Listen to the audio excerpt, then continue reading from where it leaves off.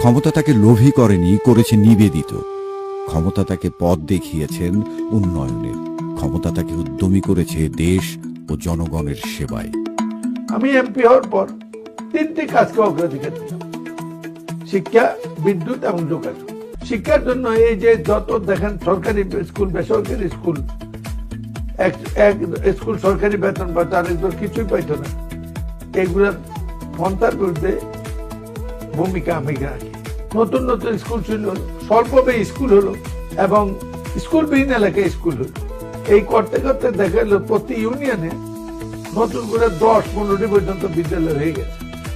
সব দিক দিয়ে মনে করেন একবারে খুব উন্নতি হচ্ছে। এমন কোন জায়গা নাই যে এই জায়গাটা মনে করেন উন্নতি করে নাই বা ফাঁকা করে নাই।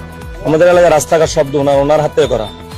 প্রথম রাস্তা হলো চৌয়াল থেকে কোরস্থানা, দ্বিতীয় রাস্তা হলো পিপুলিয়া থেকে সুয়াগঞ্জ, বাগমারা থেকে বাগড্ডা, আরেকটি রাস্তা হলো হরিশ্চর থেকে কাশীনগর।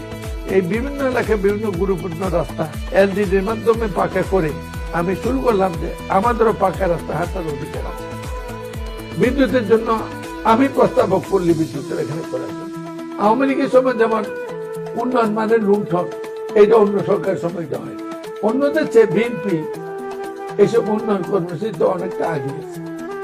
আমি এই কথা বলতে পারি যে অন্য কি হয়েছে আমি জানি না, তবে কুমিল্লার জন্য ম্যাডামকে যা চাইছি একটু ম্যাডাম না করেন নাই। এই বিদ্যা, বিদ্যুৎ, যোগাযোগ 3টি করার কারণে আমি মনে লক্ষ্য দিকে এই অঞ্চলের জনগণ আরো অনেক বছর মনে করবে।